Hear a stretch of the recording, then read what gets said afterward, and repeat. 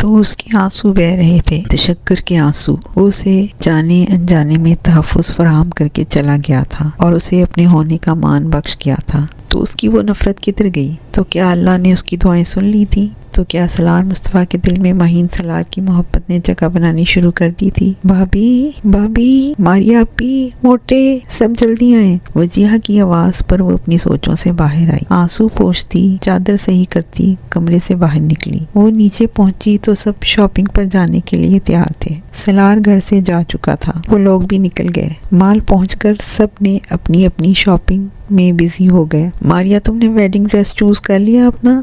सबके साथ ही चलते हुए माहीन को ख्याल आया। नहीं, वो मैं अकेले कैसे चूज करूं? आप हेल्प करेंगी तो भी मुझे कुछ समझ में आएगा ना? मारिया बोली। अच्छा चलो, फिर पहले वेडिंग ड्रेस और इससे मैचिंग सामान ही खरीद लेते हैं, बाकी सब इतना बड़ा मसला नहीं।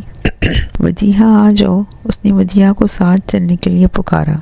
नहीं भाई, मैं तो नहीं जा रही, मैंने तो अभी अपना ड्रेस भी सिलेक्ट नहीं किया। तो तुम्हारी शादी हो रही है क्या, जो मैंने अब तक अपना ड्रेस भी सिलेक्ट नहीं किया? आखिर माज ने खास उसी के अंदाज में बोला। मोटे, तुम चुप करो और भाभी आप चली जाएं मारिया आपी के साथ, मैं थोड़ी देर में आप लोगों को ज्वाइन करती हूँ। वो पहले माज और फिर माहीन से बोली। इट्स ओके, डोंट वरी भाभी, आप दोनों जाएं, मैं इस बिल्ली का ध्यान रखूंगा कि कहीं भाग ना पाए। माज ने आखिरी जुमला कहते हुए माहीन की तरफ देखकर आंख दबाई। माहीन और मारिया हंसते हुए माल के ऊपर के फ्लोर की तरफ बढ़ गई और वजीहा माज को गुरी से नवाजकर अपने सिलेक्शन में मसरूफ हो गई। हाल में मौजूद तमाम लोगों से गुजारिश है कि मॉल को जल्द से जल्द खाली कर दें। हाई अलर्ट, माल के ऊपरी हिस्से में आग लग गई है। आग तेजी से फैलती जा रही है, काबू पाना मुश्किल हो रहा है। आप तमाम लोगों से गुजारिश की जा रही है कि माल को जल्द से जल्द खाली कर दें। सलार मुसलसल माज और मारिया के सेल फोन पर ट्राई कर रहा था, पर दोनों में से कोई भी फोन पिक नहीं कर रहा था। टीवी पर मॉल में आग लगने की खबर सुन के वो फौरन चाबी लेकर मॉल की तरफ निकला था और साथ फोन भी ट्राई कर रहा था। माज ने फोन पिक कर लिया था। माज, तुम लोग ठीक हो? भाई, वो भाभी। क्या भाभी? क्या हुआ है माहीन को? कहाँ है वो एकदम जुनूनी हुआ। मॉल में भाभी और मारिया ऊपर वाले फ्लोर पर गई थी। वो भाभी अपना पर्स भूल आई थी तो वो दोबारा लेने गई थी। तो तुम कहाँ मरे हुए थे? वो दाड़ा। मारिया उन लोगों को मिल गई थी और उसने सारी बात उन्हें बताई थी। अल्लाह, ये क्या हो गया? मेरी माहीन को अपनी हिफ्ज़ो मान में रखना। वो सिसका। आज जिंदगी की बेएतबारी उसने देखी थी। कहाँ है माहीन? सलार जब तक वहां पहुंचा तब तक माल का ऊपरी हिस्सा जलकर तबाह हो चुका था। भाई, कुछ पता नहीं, यहाँ पुलिस बात ही नहीं सुन रही।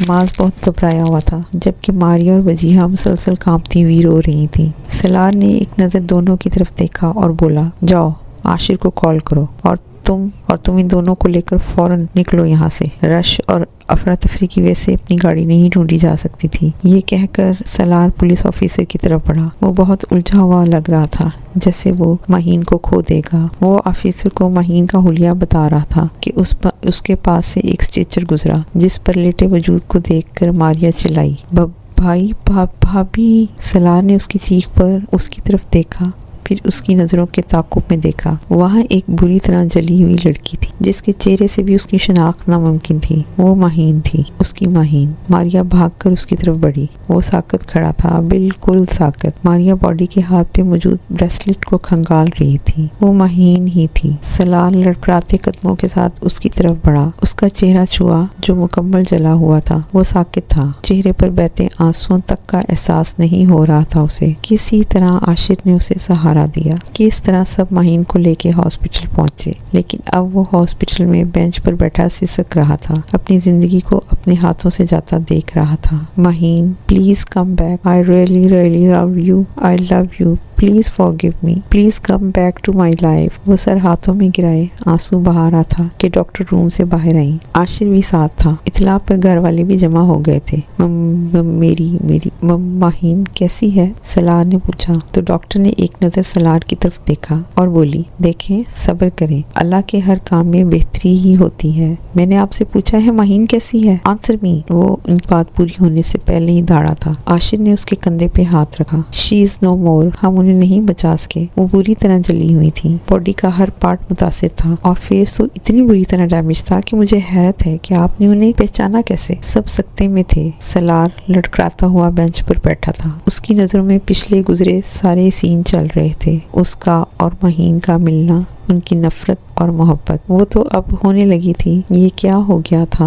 वो सर झुकाए मातम कर रहा था कि उसका फोन बजा। फोन की बेल पर उसने पॉकेट से फोन निकाला, खाली खाली नजरों से स्क्रीन को देखा और पिक कर लिया। सर, आरजू इंडस्ट्रीज से जो हमने कॉन्ट्रैक्ट साइनिंग किया था, वो लोग अब मसला कर रहे हैं, कॉन्ट्रैक्ट में चेंजिंग करना चाह रहे हैं। और इससे पहले कि वो कुछ कहता, वो कॉल काट चुका था। आंखों से आंसू बह रहे थे। कॉल्स दोबारा आने लगी। सलार की आंखें पल भर में लाल हुई। वो खड़ा हुआ, फोन उठाया। तुम्हें समझ नहीं आ रहा? मैं बात नहीं करना चाहता। मेरी बीवी मर गई है, मेरी माहीन, वो चिल्लाया, पर आवाज में वो मजबूती नहीं थी जो उसकी शख्सियत का खासा थी। आज उसकी आवाज में उसका टूटापन बोल रहा था। सलार, वो चौंका इस आवाज पर।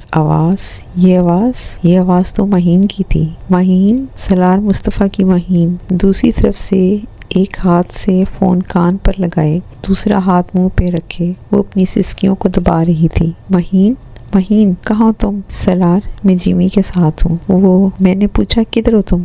एड्रेस बताओ। जिमी का नाम उसे आग लगा गया। महीन से एड्रेस का पता करने के बाद वो वहाँ से निकला। निकलते वक्त उसने सबको बता दिया था कि वो महीन को लेने जा रहा है। सब खुशी के साथ साथ हैरान भी हुए, मगर किसी ने उस वक्त कुछ पूछना मुनासिब नहीं समझा। महीन, सलार उसके बताए हुए पते पर पहुंचा। वो फ्लैट था। दरवाजा महीन ने ही खोला था। सलार फौरन आगे बढ़ा और उसे गले लगा लिया। चंद पल वो उसे ऐसे ही अपने से लगाए खड़ा रहा, जैसे उसके होने का यकीन कर रहा हो। फिर उसकी तरफ देखा। महीन शर्म और घबराहट से लाल हो रही थी। सलार ने उसके माथे पर बोसा देकर उसे खुद से अलग किया। तुम यहाँ? सलार ने महीन से कुछ कहना चाहा, मगर पीछे जिमी को देखकर वो खामोश हो गया था। माही हॉल में आग लगने के डर से बेहोश हो गई थी और इत्तफाकन उस वक्त मैं भी वहीं था, तो माही को साथ लिए सेफली बाहर निकल आया। जिमी बोला। उसका लफ्ज सलार के आग लगा रहा था। महीन, चलो सब इंतजार कर रहे होंगे घर में। जिमी को इग्नोर करते सलार ने कहा और कहते साथ ही महीन का हाथ पकड़े घर से बाहर निकल आया। सलार, भाभी,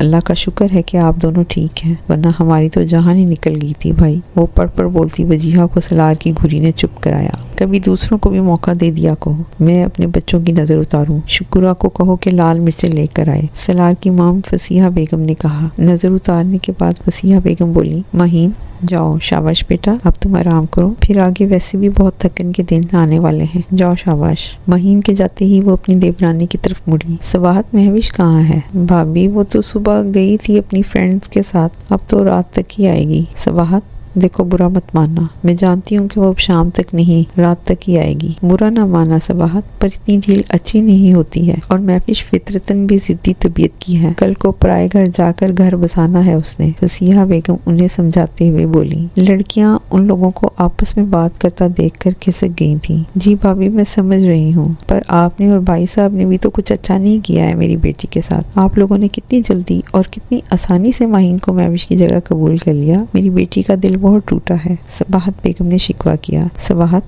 मेरे लिए सब बच्चे बराबर हैं। मुझे अफसोस हुआ था महविश के लिए जब मुझे महीन के बारे में पता चला था, पर देखो ना, ये तो नसीब की बात है ना। क्या पता अल्लाह ने महविश के साथ सलार से बेहतर कोई जोड़ रखा हो। फसिया बेगम ने समझाते हुए कहा। बिल्कुल ठीक कहा आपने, मुझे इस बात का बिल्कुल भी गम नहीं। Mom, don't worry. और हाँ, मेरी ताई अम्मी को कुछ ना कहा करें। ताई अम्मी मुझसे बहुत प्यार करती हैं, है ना ताई अम्मी? महविश ने पहले सबाहत बेगम के गले में बाहें डालकर कहा और फिर फसीहा बेगम के पास बैठकर उनसे पूछने लगी। बिल्कुल, मेरी जान हो तुम तो। इनकी बात पर महविश मुस्कुराई, मगर दिल में कहा लगाया, ताई अम्मी, मेरा नसीब तो आपका बेटा ही बनेगा। महीन लेटी छत को घूर रही थी। बराबर सलार लेटा सो रहा था। भाभी, अल्लाह का शुक्र है कि आप ठीक हैं, वरना हमारी तो जान ही निकल गई थी। और सलार भाई, वो तो, वजीहा का कहना महीन को याद आया। वो एकदम उठ बैठी। आंखों से आंसू एकदम बहना शुरू हो गए। उसे वो लम्हा याद आया जब वो और सलार पहली दफा मिले थे। फिर वो लम्हा जब उनका निकाह हुआ था। वो रो रही थी। उसे बुआ का कहना याद आया, तो बेटा ये जो निकाह होता है ना, वो सिर्फ कागजात पे दस्तखत कर देने से या फिर 3 मरतबा कबूल है बोल देने तक महदूद नहीं होता। इस रिश्ते में बड़ी ताकत होती है, क्योंकि अल्लाह के नज़दीक बहुत ही काबिल एहतराम और काबिल मोहब्बत रिश्ता होता है। अल्लाह इस रिश्ते में मोहब्बत और एहतराम खुद ही डाल देता है। तुम भी सब्र करो, अल्लाह तुम्हारे दिल में भी उसकी मोहब्बत डाल देगा। फिर उसे जिमी का कहना याद आया। जब उसके फ्लैट पर थी तो उसने पूछा था, माही क्या सलार मुस्तफ़ा तुमसे मोहब्बत करता है? अल्लाह ने उसके दिल में तो मोहब्बत तो उसी वक्त डाल दी थी। और सलार, हिचकियों की आवाज़ पर सलार की आंख खुली तो साथ बैठी महीन को रोते देखा। वो फौरन से उठ बैठा। महीन, सलार की आवाज़ पर उसने सर उठाया। पूरा चेहरा आंसुओं से तर था। महीन, क्या हुआ? सलार ने जरा करीब होकर फिक्रमंदी से पूछा। तुम आप मुझे छोड़ तो नहीं दोगे? वो रोते हुए बोली। सलार ने कुछ नहीं कहा, बस चुपचाप उसे कुछ पल देखता रहा। फिर आगे बढ़कर उसे गले लगा लिया। वो और बिलक बिलक कर रोने लगी। क्या आप, डू यू लव मी? वो रोते रोते हिचकियों के दरमियान बड़ी मुश्किल से उसने पूछा। उसके सवाल पर सलार ने नजर भर कर उसे देखा और उसका हाथ पकड़ा। अगर ये सवाल तुम मुझसे एक हफ्ता पहले तक पूछती तो मैं कहता कि आई हेट यू मिस महीन जुल्फकार। पर अब सलार मुस्तफ़ा महीन सलार के इश्क में गिरफ्तार हो चुका है। पता नहीं कब कैसे मुझे ये लगने लगा है कि महीन Salaar, I can't live without you, I am in love with you. धीमे धीमे रुक रुक कर कहते वो महीन को गले लगा चुका था कि ये मोहब्बत कैसा जज्बा है जो एकदम से पैदा हो जाता है। दिल एक दूसरे के लिए धड़कने लग जाते हैं, ना ख़त्म हो जाती है। दिल का हाल बताना था उनको और ये बताने में ही ज़माने बीत गए। महीन बेटा, जाओ जाकर देखो मारिया रेडी है। वजीहा को देखो वो कहाँ है।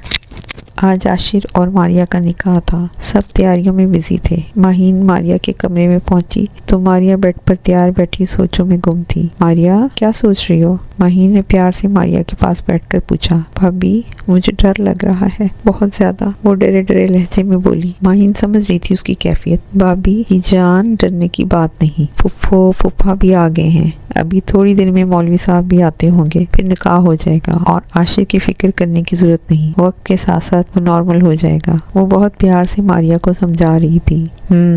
अच्छा भाभी, मॉम डैड आ गए हैं, तुम मुझसे मिलने क्यों नहीं आए? मारिया बोली। वो अभी आए हैं, नीचे मिल रहे हैं सबसे। भाभी आपको पता है हम ना शुरू से ही ऐसे ही हैं, मामू मानी के यहाँ ही रहते हैं। बराबर में ही घर था। अपने घर सिर्फ सोने के लिए ही जाते थे। आखिरी जुमला उसने हंसते हुए बोला था। अरे रे आप तैयार हो गई हैं? चलिए एक पिक लेते हैं, आ जाएं। भाभी आप भी आ जाएं। वजीहा कमरे में आते शुरू हो गई और अच्छी सी सेल्फी लेकर वो जरा पीछे हुई। अब ये पिक्चर मैं आशिर भाई को भेजूंगी, आप भी जरा मुस्कुराएं, आपकी एक सेपरेट पिक्चर भी ले लूं। वजीहा आंख मारती वहां से भाग गई। मारिया का चेहरा एकदम बुझा था। इससे पहले कि वो कुछ बोलती, मारिया के पेरेंट्स वहां आ गए थे। वो उनसे मिलने लगी। महीन भी काम देखने का कहकर वहां से बाहर आ गई। आशिर, तुम मेरे साथ ऐसा नहीं कर सकते। तुम उस लड़की से निकाह कैसे कर सकते हो? तुम तो मुझसे प्यार करते हो ना? आशी, मैं खुद भी ये निकाह नहीं करना चाहता, पर मैं मॉम डैड को भी नाराज नहीं कर सकता। आशिर पुरतैश और दबे दबे लहजे में बोला। आशिर, बट मैं तुम्हारे बगैर नहीं रह सकती। Please don't do this with me, मैं मर जाऊंगी। प्लीज कुछ तो करो, अपने पेरेंट्स को समझाओ। वो तकरीबन रोते हुए बोल रही थी। आशिर ने फोन काट दिया और सर हाथों में दिए बैठ गया। आशिर, तुम अब वही करोगे जो मैं कहूंगी। मेरी 3 सालों की मेहनत है, इतने साल तुम पर मेहनत की, और अब जब फल मिलने का वक्त आया है तो तुम्हें इतनी आसानी से मैं किसी और की झोली में तो गिरने नहीं दूंगी, कभी नहीं, कभी भी नहीं। आयशा जले पैर की बिल्ली की तरह कमरे में इधर से उधर चक्कर लगा रही थी। आयशा की नज़र सिर्फ और सिर्फ आशिर की दौलत पर थी। आयशा ने मोबाइल उठाया, मैसेज सेंड किया आशिर को और मोबाइल साइड पर फेंकती मुस्कुराती हुई आंखें बंद कर गई। वो सर पकड़े बैठा था। टन टन की आवाज़ पर उसने फ़ोन उठाया। आया हुआ मैसेज पढ़कर वो सोच में पड़ गया। निकाह की सब तैयारियां मुकम्मल हो चुकी थी और अब वो सब कामों से फारिग होकर तैयार हो रही थी। लाल साड़ी, गोल्डन झुमके और मैचिंग के लाइट मेकअप में वो बहुत बहुत ही हसीन लग रही थी। ये वो ड्रेस था जो सुबह सलार ने मुलाजमा के हाथ भिजवाया था। वो ड्रेसिंग टेबल से मुड़कर सर उठाकर बाल स्ट्रेट करने लगी। बाल स्ट्रेट करने के बाद वो बेड पर बैठकर हील्स पहनने लगी। अभी वो झुककर पहन ही रही थी कि उसे अपने पैरों पर अपने अलावा 2 हाथ और दिखाई दिए। माहीन ने झटके से सर उठाया। वो सलार था। 3 पीस सूट में वो कोई शहजादा मालूम हो रहा था। उठी हुई नाक उसे मगरूर बना रही थी। सलार ने एक नजर उठाकर उसे देखा। उसके हाथ उसके पाँव से हटाए, अपनी जेब में हाथ डाला और जेब से सुर्ख सुर्ख मखमली लंबी डिब्बियां निकाली, खोली और इसमें से गोल्डन चमकती हुई पायल निकाली। डिब्बा माहीन की गोद में रखा और उसका पैर अपनी गोद में रखा। उसमें पायल पहनाई और झुक्के से पाँव पर मौजूद पायल पर अपने लब रख दिए। माहीन की आंख से आंसू का एक कतरा टपका था, जिसको उसने अगले ही पल अपने हाथ से पोंछ डाला था।